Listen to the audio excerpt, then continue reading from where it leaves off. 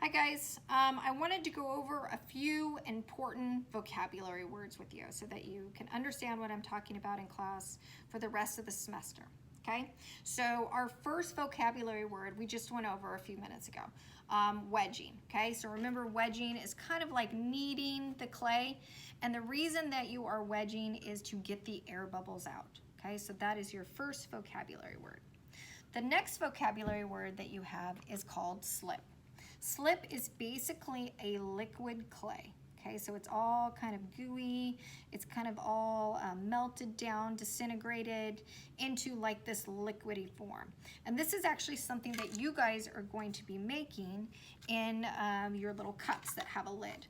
I want you guys to take a little pinch of clay, so maybe that much, and I want you to put it into the bottom of your cup, and then I want you to fill this up halfway with water. Okay, so I filled that about halfway up, and then I'm going to let this sit overnight, and then tomorrow I'm going to take my fork and I'm going to kind of mush it up, and it's going to help it to kind of become like a liquidy form. Okay, now you're probably wondering, well, what in the heck is this slip stuff for? Slip is actually used as a glue. So we use this anytime we put two pieces of clay together. We add a little bit of slip to our pieces, and that's going to help it stick. Okay, your next vocabulary word is a slab, and that is your first project. A slab is a thin, flat piece of clay. Okay, so it's flat, it's thin, it can vary in thickness, it can vary in shape. So you don't want to say that a slab is a square, because it could be a circle, it could be a diamond, it could be any shape, but it's thin and it's flat. Okay, your next vocabulary word is score. So again, when you want to add clay, so pretend this was a lid to a little box, and I want to add on this little knob. So what I'm going to do is called scoring. So I'm going to rough it up basically, okay? Anything that I'm putting together, and even where I'm putting it, I'm going to rough that up. And that's gonna help it have something to stick onto.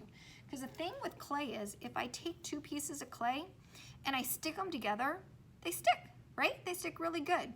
But as it dries, it starts to separate, okay? And I see this all the time. People will make these cute little pinch pots and these little characters, and they'll add on eyes, and as the piece dries, all those little bitty pieces start falling right off.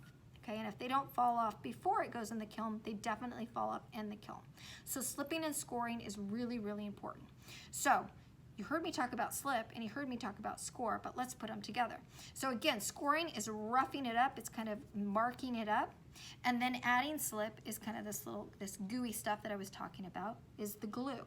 So we're gonna add a little bit of that, and then I'm gonna score it again. And that makes a really tight bond that is not gonna come apart unless I, basically whack it off with a hammer or something.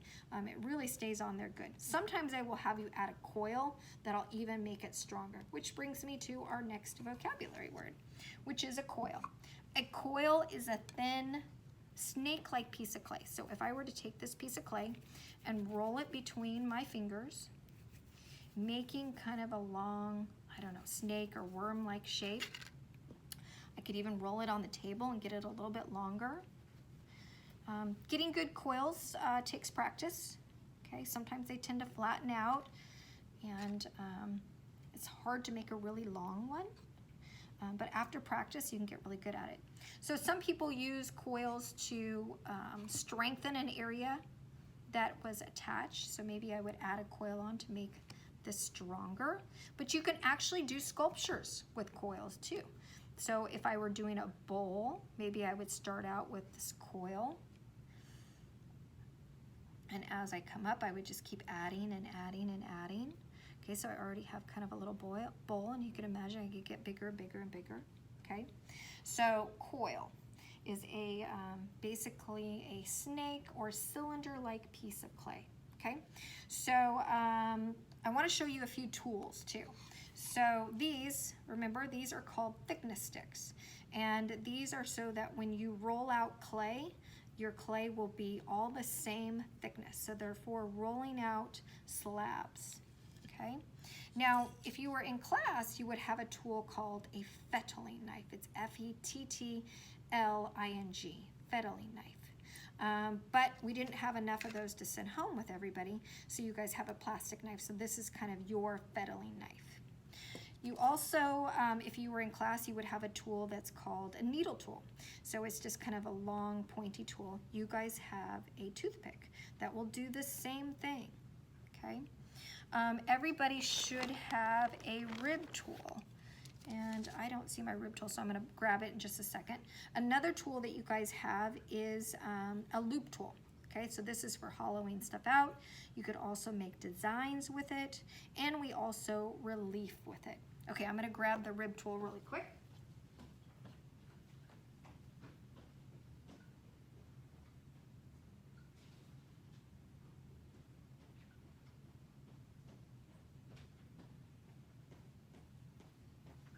Okay, so it says rib on it. It's like a piece of plastic. Mine's really dirty because I've been using it. But the neat thing about a rib tool, I'm just gonna clean it up a little bit, is it's great for smoothing. Okay, so you can take something that's kind of rough and you can smooth it out. So that's what we use the rib tool for, okay? Okay, so again, we have the loop tool, the fettling knife, the needle tool or toothpick, and then in class we also have a scoring tool, but forks work really well. In fact, I tend to use forks more for scoring than I actually do the tool because it just kind of seemed like a waste of money.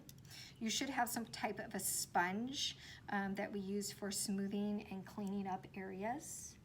And I think that that's it for right now.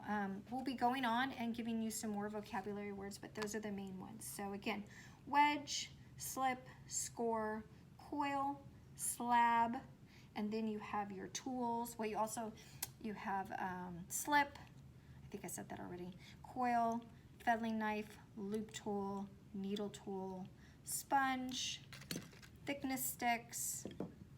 Again, your rib tool is for smoothing, and then you have your scoring tool, okay? So I think I have everything.